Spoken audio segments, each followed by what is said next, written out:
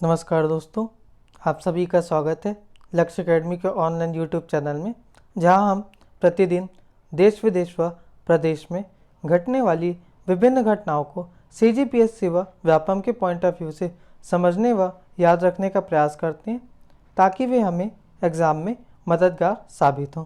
तो चलिए आज की क्लास शुरू करते हैं। बढ़ते हैं पहले सवाल की तरफ। हाल ही में जारी पर्यावरण प्रदर्शन सूचकांक में भारत का स्थान कौन सा रहा? हाल ही में जारी पर्यावरण प्रदर्शन सूचकांक में भारत का स्थान कौन सा रहा? पहला 167, दूसरा 168, तीसरा 169, चौथा 170। इस सवाल का सही जवाब है 168।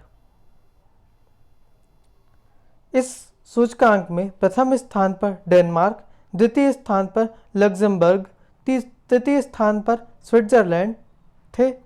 कुल शामिल देश 180 थे। पर्यावरण के 132 बिंदुओं पर समीक्षा के बाद प्रत्येक 2 वर्ष में यह सूचकांक जारी किया जाता है। हाल ही में इसे जारी करने वाली यूनिवर्सिटी येल विश्वविद्यालय है। आगे बढ़ते हैं। हाल ही में प्लांट हेल्थ क्लिनिक का उद्घाटन कहाँ किया गया है? हाल ही में प्लांट हेल्थ क्लिनिक का उद्घाटन कहाँ किया गया है? पहला ऑप्शन मणिपुर, दूसरा मेघालय, तीसरा असम, चौथा अरुणाचल प्रदेश। इस सवाल का सही जवाब है मणिपुर। कृषि और बागवानी की सहायता से मणिपुर की अर्थव्यवस्था को बेहतर बनाने के लिए यह प्लांट हेल्थ क्लिनिक की शुरुआत की गई है। आगे चलते हैं। हाल ही में किस देश को कोरोना फ्री देश घोषित किया गया है? हाल ही में किस देश को कोरोना फ्री देश घोषित किया गया है? पहला ऑप्शन न्यूजीलैंड, दूसरा ऑप्शन स्विट्जरलैंड, तीसरा ऑप्शन ऑस्ट्रेलिया, चौथा ऑप्शन इनमें से कोई नहीं। इस सवाल का सही जवाब है न्यूजीलैंड। न्यूजीलैंड में कोरोना वायरस का आखिरी मरीज ठीक हो चुका है तथा न्यूजीलैंड पहला ऐसा देश है जो कि कोरोना से मुक्त हो चुका है। इसकी घोषणा वहां के प्राइम मिनिस्टर जेसिंडा आर्डर्न ने की है। न्यूजीलैंड में मात्र 1500 लोग संक्रमित हुए थे, जिसमें से 22 लोगों की मौत हो गई थी। न्यूजीलैंड के साथ ही कुल 25 ऐसे देश हैं जो कि कोरोना से मुक्त हो चुके हैं, या कुछ ऐसे देश हैं जिनमें कोरोना पहले से था ही नहीं। आगे बढ़ते हैं। मेघ संदेश ऐप किस राज्य द्वारा बनाया गया है? मेघ संदेश ऐप किस राज्य द्वारा बनाया गया है? पहला ऑप्शन आंध्र प्रदेश, दूसरा ऑप्शन कर्नाटका, तीसरा ऑप्शन गुजरात, चौथा ऑप्शन तमिलनाडु। इस सवाल का सही जवाब है कर्नाटक। मौसम की जानकारी हेतु इस ऐप को लॉन्च किया गया है। आगे बढ़ते हैं। वर्तमान में कौन सा देश क्रिस्टोबल उष्णकटिबंधीय तूफान से प्रभावित है? वर्तमान में कौन सा देश क्रिस्टोबल उष्णकटिबंधीय तूफान से प्रभावित है? पहला ऑप्शन अमेरिका, दूसरा ऑप्शन जापान, तीसरा ऑप्शन कतर, चौथा ऑप्शन इनमें से कोई नहीं। इस सवाल का सही जवाब है अमेरिका। अमेरिका उष्णकटिबंधीय चक्रवातों को क्रिस्टोबल उष्णकटिबंधीय तूफान से अमेरिका इस समय ग्रसित है। उष्णकटिबंधीय चक्रवातों को विभिन्न नामों से भी जाना जाता है, जैसे अटलांटिक महासागर और पूर्वी उत्तरी प्रशांत में इसे हरिकेन के नाम से जाना जाता है। पश्चिम प्रशांत महासागर में इसे टाइफून के नाम से जाना जाता है। दक्षिणी प्रशांत महासागर और हिंद महासागर में इसे उष्णकटिबंधीय चक्रवात के रूप में जाना जाता है। आगे बढ़ते हैं। वित्तीय वर्ष 2020-21 के दौरान महात्मा गांधी राष्ट्रीय ग्रामीण रोजगार गारंटी योजना मनरेगा के तहत कितने करोड़ रुपए आवंटित किए गए हैं? वित्तीय वर्ष 2020-21 के दौरान महात्मा गांधी राष्ट्रीय ग्रामीण रोजगार गारंटी योजना मनरेगा के तहत कितने करोड़ रुपए आवंटित किए गए हैं? पहला ऑप्शन 50,000 करोड़, दूसरा ऑप्शन 61,000 करोड़, तीसरा ऑप्शन 1,01,000 करोड़, चौथा ऑप्शन 1,00,000 करोड़। इस सवाल का सही जवाब है 1,01,000 करोड़। इस कार्यक्रम के तहत पहली बार इतनी बड़ी राशि का प्रावधान किया गया है। मनरेगा का इस वर्ष बजट 61,000 रुपये करोड़ था, लेकिन कोविड के संक्रमण को देखते हुए सरकार ने 40,000 करोड़ रुपए का एक मुश्त आवंटन बढ़ाया है।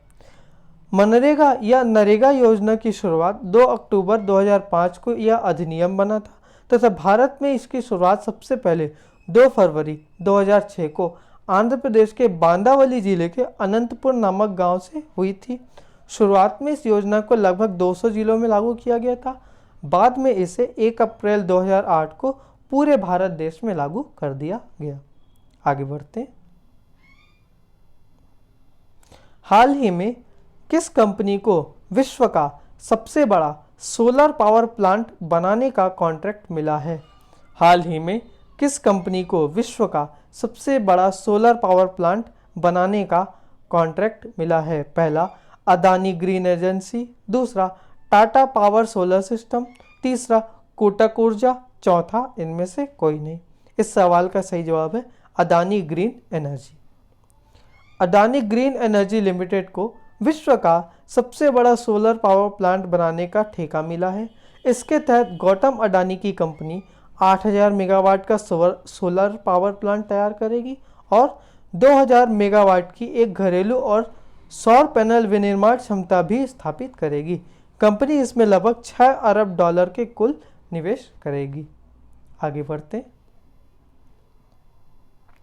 केंद्र सरकार ने BS6 के श्रेणी के सभी वाहनों पर किस रंग की पट्टी लगाना अनिवार्य कर दिया है? केंद्र सरकार ने BS6 श्रेणी के सभी वाहनों पर किस रंग की पट्टी लगाना अनिवार्य कर दिया है? पहला ऑप्शन लाल, दूसरा ऑप्शन काली, तीसरा ऑप्शन हरी, चौथा ऑप्शन इनमें से कोई नहीं। इस सवाल का सही जवाब है हरी। इन तीनों मार्केट में बिकने वाली गाड़ियों में BS4 इंजन आता है, जिनके ईंधन में सल्फर की मात्रा अधिक होती है, जिसके कारण नाइट्रोजन ऑक्साइड का उत्सर्जन भी अधिक होता है। BS4 इंजन से निकलने वाले धुआं वायु प्रदूषण का एक मुख्य कारण है, जिसकी वजह से फेफड़ों में इन्फेक्शन जैसी समस्याएं उत्पन्न होती हैं। BS6 वाहनों में कंपनी द्वारा एक advance emission control system fit किया जाएगा, जो डीजल वाहनों में 70% और पेट्रोल वाहनों में 25% तक नाइट्रोजन ऑक्साइड के उत्सर्जन को कम करेगा। 1 अप्रैल 2020 के बाद BS4 के इंजनों का निर्माण व बिक्री बंद कर दी गई है। आगे बढ़ते हैं। हाल ही में कोविड-19 की जांच के लिए एक कम लागत वाली परीक्षण किट किस संस्थान ने विकसित की है? हाल ही में कोविड-19 की जांच के लिए एक कम लागत वाली परीक्षण किट किस संस्थान ने विकसित की है? पहला ऑप्शन IIT दिल्ली, दूसरा ऑप्शन IIT कानपुर, तीसरा ऑप्शन IIT हैदराबाद, चौथा ऑप्शन है IIT मुंबई। इस सवाल का सही जवाब है IIT हैदराबाद। IIT हैदराबाद के अनुसंधानकर्ताओं ने कोविड-19 की जांच के लिए एक कम लागत वाली आर्टिफिशियल इंटेलिजेंस किट विकसित की है। यह करीब 20 मिनट में ही परिणाम दे सकती है। इस बायोचिप की लागत करीब 600 रुपये है और अधिकतम उत्पादन किए जाने पर इसकी लागत करीब आधी रह जाएगी। आगे बढ़ते हैं। हाल ही में किस राज्य में तेल के कुएं से रिसाव के कारण भीषण आग लग गई है? हाल ही में किस राज्य में तेल के कुएं से रिसाव के कारण भीषण आग लग गई है? पहला ऑप्शन असम, दूसरा ऑप्शन गुजरात, तीसरा ऑप्शन महाराष्ट्र, चौथा ऑप्शन इनमें से कोई नहीं। इस सवाल का सही जवाब है असम। असम के तिनसुकिया जिले में स्थित बागजान तेल के कुएं से पिछले 14 दिन से अनियंत्रित तरीके से गैस का रिसाव हो रहा था, जिसके कारण भीषण आग लग चुकी है। गैस रिसाव से नदी डॉल्फिन तथा अनेक प्रकार की मछलियों की मृत्यु हो गई है। असम में साल 1956 तक डिगबोई एकमात्र तेल उत्पादक क्षेत्र था। असम में डिगबोई, नहरकटिया, मोरान महत्वपूर्ण तेल उत्पादक क्षेत्र हैं। तमिलनाडु का पूर्वी तट, ओडिशा, आंध्र प्रदेश, त्रिपुरा, राजस्थान तथा गुजरात एवं महाराष्ट्र में अन्य महत्वपूर्ण पेट्रोलियम भंडार पाए जाते हैं। तो आज की क्लास यहीं समाप्त करते हैं। आपकी जो भी डाउट या सजेशन होंगे वो आप हमें कमेंट बॉक्स में शेयर कर सकते हैं। धन्यवाद।